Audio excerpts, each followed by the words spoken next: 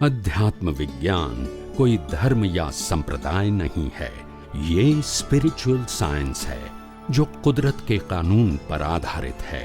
ये विज्ञान पूरे ब्रह्मांड के सभी रहस्यों को उजागर करता है और जीवन के सभी पहलुओं को समझने के लिए एक नई दृष्टि देता है। इसी को आर्ट ऑफ विजन कहते हैं, दुनिया को देखने की एक नई दृष्टि, जो अध्यात्म विज्ञानी परम पूज्य स्वामी श्री कमलेशानंद जी के निर्देशन में सनातन सत्य का अनुसंधान कर हमारे जीवन को प्रकाशित करे। जय सच्चिदानंद। 1 के बाद 0 है तो 10, फिर 0 है 100, फिर 0 है 1000, फिर 0 है 10,000। यस और नो? आफ्टर 1 0 है, बिफोर इट नहीं है, तो 1 है तभी तो वैल्यू है। यस और नो? मगर जिस दिन 1 निकल गया फिर मगर 0 का क्या होगा? बोलते नहीं है। नहीं मतलब वो तो है ना, आत्मा निकल गया, शरीर तो है ना, आत्मा निकल गया, परिवार तो है ना, आत्मा निकल गया, संपत्ति तो है ना, मगर वैल्यू क्या है? क्योंकि एक तो जब तक हम जिंदे हैं आत्मा के साथ, तब तक हमको वैल्यू 0 की करनी चाहिए या 1 की, और करते हैं, और साथ में क्या आता है? ना अंडरस्टैंड?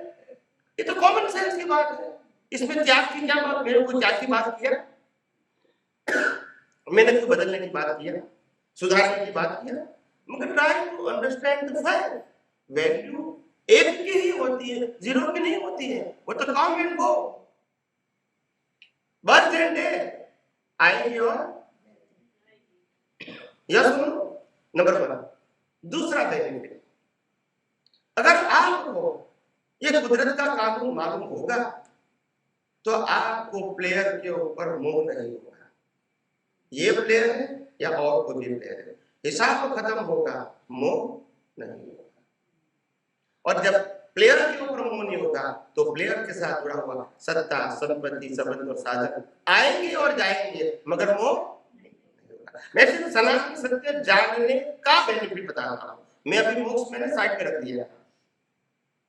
इसके अलावा अगर मेरे को मालूम है कि मैं चेतन हूं, अविनाशी हूं और अनसत्य वाला हूं, तो शरीर की कोई भी अवस्था में मेरा आत्मविश्वास कमजोर नहीं होगा, चाहे शरीर रहे या न रहे, या शरीर की अवस्था रहे या न रहे, कोई फर्क नहीं होगा। If my vision is very clear.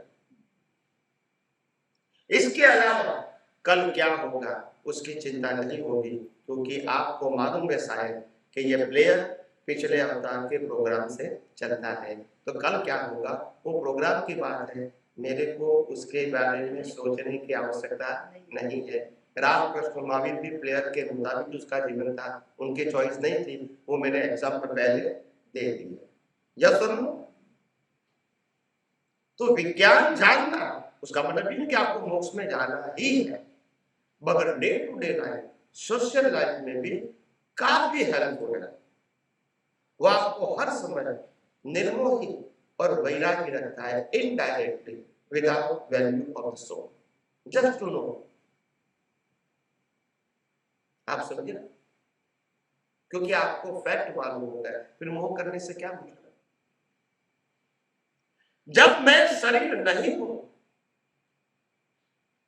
शरीर को जिंदा रखने का काम, हवा पानी खुराक देना वो कुदरत का काम है, तो शरीर जिंदा रहेगा या नहीं वो मेरे को टेंशन करने की जरूरत नहीं।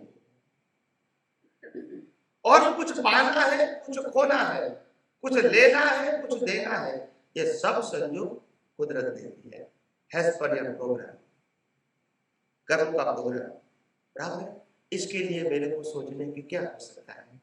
तो आपका जीवन तनाव मुक्त हो जाएगा और हर समय आप वर्तमान में ही रहेंगे कि क्या हो रहा है, नहीं तो क्या कैसा जीवन था, कल क्या हो कल पहले क्या हो चुका है, बाद में क्या होगा, यही चिंता में हम कभी वर्तमान में रहते ही नहीं है।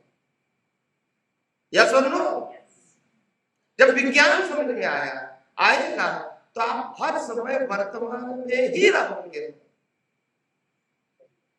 क्योंकि पास्ट तो खत्म हो गए, फ्यूचर तो कुदरत के पास है, हाथ में है, क्यों आपको सोचने की जरूरत है। या सुनो, तो विज्ञान जानने से अगर मोक्ष में नहीं जानता है तो वो भी बेनिफिट है। सनातन सत्य से नुकसान तो हो ही नहीं सकता है, और फिजिकल फायदे के लिए सनातन सत्य है ही नहीं। सनातन सत्य तो अज्ञान को मिटाने के लिए है, फिजिकली प्रॉफिट एंड लॉस इसके लिए नहीं है। वो तो शून्य में जाएगा। किस में जाएगा? शून्य में। समझ में आया? तो इसीलिए ऐसा नहीं है कि मोक्ष में जाना है तो ही सनातन सत्य जानना। सनातन सत्य जानना ये आपका ऐसा ह्यूमन कर्तव्य होता है, क्योंकि मनुष्य भाव में ही आप सनातन सत्य जान सकते हैं, एनिमल में और कोई भाव में नहीं जान सकते। ये भी बात आपको समझनी पड़ेगी, और कोई बॉडी में हम नहीं समझ सकते, इसी बॉडी में समझ सकते हैं। समझ में आया? मुक्ति भी मनुष्य भाव से ही हो सकती है, और कोई भाव से, योनि से नहीं हो सकती। और आप सबको ये भी मालूम है, या तो सुना और पढ़ा है, कि देवलोक भी मनुष्य लोक की, मनुष्य जन्म की कामना करते हैं, क्योंकि वहां पुरुषार्थ नहीं, यहाँ पुरुषार्थ है। और पुरुषार्थ है तो चारों गति में भी जा सकते हैं और मुक्ति भी आ सकते हैं। वहां तो पुरुषार्थ ही नहीं है, सिर्फ रिजल्ट। वो रिजल्ट करके यहाँ देखा, तो वास्तविकता को तो समझनी पड़ेगी। मैं कहा तक झूठी बात को हम सच्ची मान के चलेंगे, एक दिन तो मालूम होगा कि ये गोल्ड नहीं है, पीतल है, भले गोल्ड जैसा लगता है। जब बेच नहीं जाओगे तब तो मालूम होगा कि ये तो गोल्ड नहीं, पीतल है। मानने से कोई मतलब नहीं। तो पुरुषार्थ कैसे है? पुरुषार्थ कैसे होता है? पुरुषार्थ स्पिरिचुअल साइंस, आध्यात्म विज्ञान में पुरुषार्थ का मतलब होता है सम्यक ज्ञान, सम्यक दर्शन का दृष्टि से उपयोग करना, वही पुरुषार्थ है। मन वचन काया से पुरुषार्थ करना वो धार्मिक सामाजिक सत्य है, सनातन सत्य नहीं है। ज्ञान और दर्शन का उपयोग दृष्टि से करना, मगर कौन सा ज्ञान? सम्यक ज्ञान और सम्यक दर्शन। सम्यक ज्ञान क्या है? मैं चेतन हूँ, अविनाशी हूँ और अनंत शक्ति वाला हूँ। मैं चेतन हूँ, मैं अविनाशी हूँ, मैं अनंत शक्ति वाला हूँ, ये सम्यक ज्ञान है। और सम्यक दर्शन क्या है? मन वचन काया, उसकी अवस्था और 5 ज्ञानेंद्रियों से अनुभव में आती पूरी सृष्टि, ये कुदरती रचना ही है। और कुदरती रचना के अंदर कुदरत और कुदरत का कानून इनबिल्ट है, ये सम्यक दर्शन है। ये सभी अवस्था में रहना वो आध्यात्म विज्ञान का पुरुषार्थ है। उसके अलावा आध्यात्म विज्ञान में कोई पुरुषार्थ नहीं है। और ये पुरुषार्थ से सभी प्रकार के मिथ्या ज्ञान, मिथ्या दर्शनों के अज्ञान जो आपके स्टॉक में है वो धीरे धीरे इरेज हो जाएंगे। क्या हो जाएंगे? क्योंकि आप उसकी वैल्यू नहीं करते, आते हैं खत्म हो जाएगा, आते खत्म हो जाएगा। बिना सपोर्ट अज्ञान भी सर्वाइव नहीं होता है। आप कहोगे कि अज्ञान को ज्ञान है, तब वो सर्वाइव रहेगा, अपने आप को नहीं रहेगा। कोई भी चीज को बिना आजाद वो सर्वाइव नहीं रहेगा। अज्ञान को भी आप ज्ञान मानोगे तभी वो आपके अंदर रहेगा। अगर अज्ञान को अज्ञान मानोगे तो आएगा, चला जाएगा, रहेगा। यही अज्ञान को मिटाने का रास्ता है। सम्यक ज्ञान, सम्यक दर्शन का दृष्टि से उपयोग करना इन ऑल सर्कमस्टेंसेस, जन्म से मौत तक और सुबह से रात तक हमको यही ज्ञान दर्शन का उपयोग करना है। Through your vision, not thought, speech and action. समझ में आया? दृष्टि से करना है, और जैसी दृष्टि वैसी सृष्टि। और मैंने कल भी कहा था, आज भी कहा था, जब भी आप यहाँ आओ तो सभी के अंदर जय सच्चिदानंद बोल के बैठो, क्योंकि सभी के अंदर वो ही आत्मा है। आत्मा आत्मा में भेद नहीं है, शरीर शरीर में भेद हो सकता है।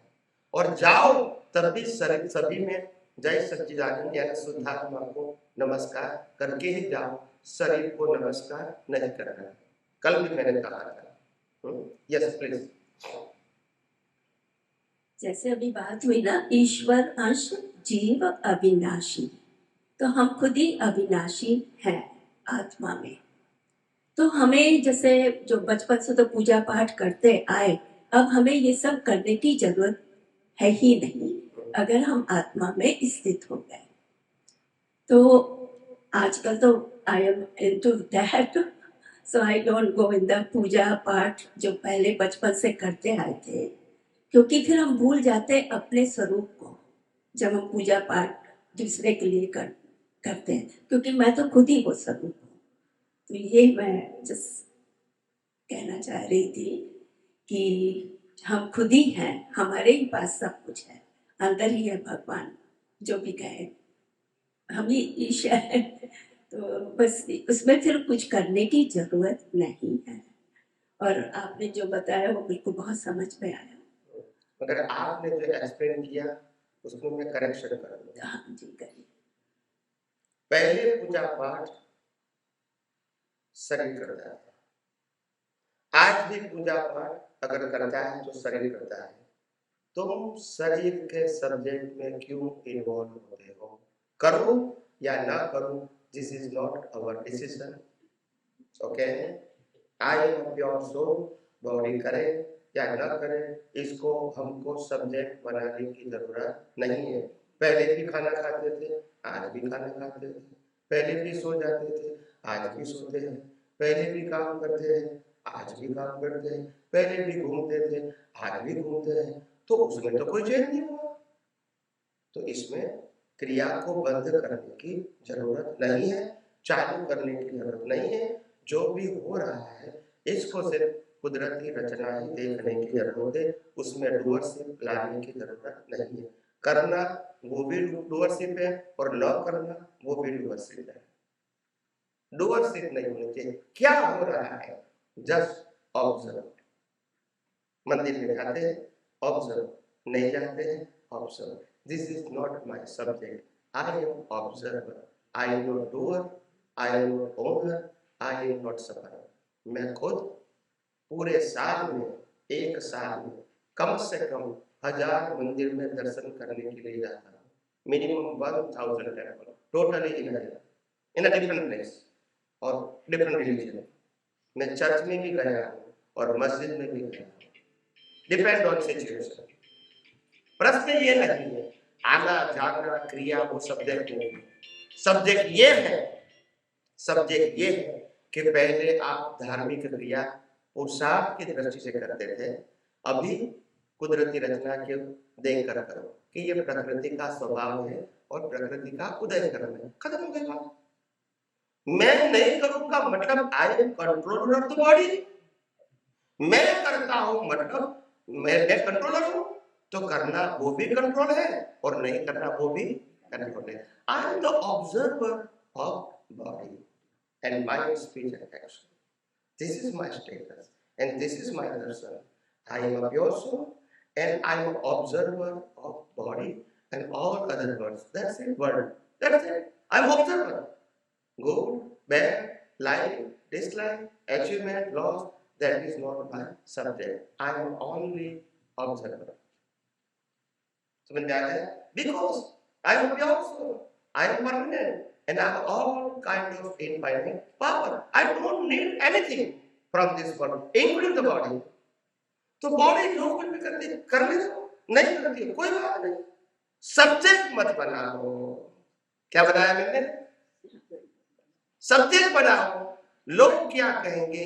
You are hate. तो this is not correct. Hate नहीं करो। जानना है प्रकृति को, जाएंगे नहीं जानना है तो नहीं जाए। हमको डूअरशिप नहीं करनी, जानना है वो भी कुदरत रखना, नहीं जाना वो भी कुदरती रचना, उपवास करना है तो भी कुदरती रचना, नहीं करना है तो भी कुदरती रचना, आरती करते हैं तो भी कुदरती रचना, नहीं करते तो भी। प्रकृति की हर क्रिया को सिर्फ कुदरती रचना देखो, इसमें डूअर से मत करो, ओनली ऑब्जर्वर। समझ में आया? क्यों ऑब्जर्वर है? Because not I am and because of not my control. न मैं शरीर हूं और न ही मेरा कंट्रोल है, तो फिर मैं क्यों इन्वॉल्व हूं कि वो करे या ना करे? मैं तो क्या हूं? Observer, because I am pure soul. Okay, so mind, body, speech, whatever is doing, we are observer. As an observer, मैं देख सकती हूँ कि observer mind, body, speech क्या कर रहा है, लेकिन लॉन्ग टाइम तक टिकता नहीं है।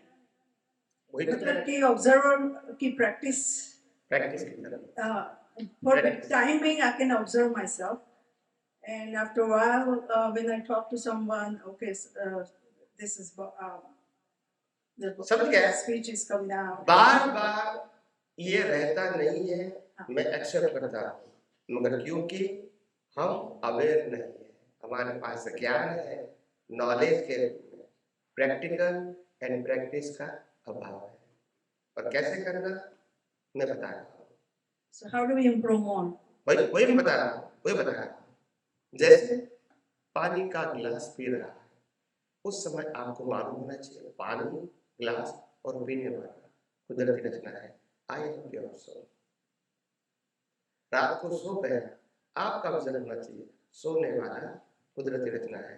I am pure soul. सुबह जागेंगे, ये जागने वाला कुदरती रचना है। I am pure soul. So it's required the practice. ये नॉलेज नहीं है, ये अनुभव करना है। अनुभव तब होगा when you put in a practice through your vision. Yeah. या फिजिकल एक्सरसाइज नहीं है। हाँ, तो फिर इसमें कैसा होता है कि सरला अकेली होती है तो उसको ऑब्जर्व कर सकती हूँ, लेकिन जब कोई आ जाता है तो वहाँ गड़बड़ हो जाती है। हमारे लिए तो ये सरला ही ऑब्जर्वर है और नहीं, और तो सेकेंडरी है। हाँ। हमारे लिए as a soul this is my file, बाकी सब फाइल की फाइल है, हमारी नहीं है। हाँ, लेकिन इन्वॉल्व हो जाते हैं। That's it. आपको इसको ऑब्जर्व करो कि ये सरला है, इनको ये भी नहीं आया, इनको ये भी नहीं आया, इनको ये भी नहीं आया, बट आई एम ऑब्जर्वर कि इनका क्या हिसाब निकल रहा है, और जो निकल रहा है वो कुदरती रचना है। No good, no bad, no like, no dislike, क्योंकि ये मेरा सब्जेक्ट नहीं है। सो इट इज अ विद्राता। No raag, no dvesh, no love, no hate, just observe because you are pure soul. ये प्योर सोल का सब्जेक्ट नहीं है। शरीर क्या कर रहा है और शरीर किन के साथ कर्मों का हिसाब लाया है, ये मेरा सब्जेक्ट नहीं है। मेरा सब्जेक्ट है मन वचन काया को ऑब्जर्व करो, और मन वचन काया के साथ जो संयोग निकलता है इसको भी क्या कहो, part of the body, not part of me. समझ में आया? समझ में आया? मेरा सब्जेक्ट मत करो, यहाँ रहता है, यहाँ रहता है, पर हमारा सब्जेक्ट यही है, फिर दूसरे का सब्जेक्ट इसका है, मेरा। आप समझे? कोई भी व्यक्ति का हिसाब इनके साथ जुड़ा है, इनके साथ नहीं है, हमारा है, और हमारा हिसाब सिर्फ इसको ऑब्जर्व करना है, और बाकी का हिसाब इनको सेटल करना है। हम तो इनके लिए ऑब्जर्व है। ये किसी के लिए राग करता है, किसी के लिए द्वेष करता है, हमने उसका भी क्या करना है, ऑब्जर्वर। इसको ही पकड़ना है। After a while, then I realized that this is what happened. हमारे पास तो ये नहीं है तो दुनिया ही नहीं है हमारे लिए। तो या सुन लो, तो ये सेंटर पॉइंट है।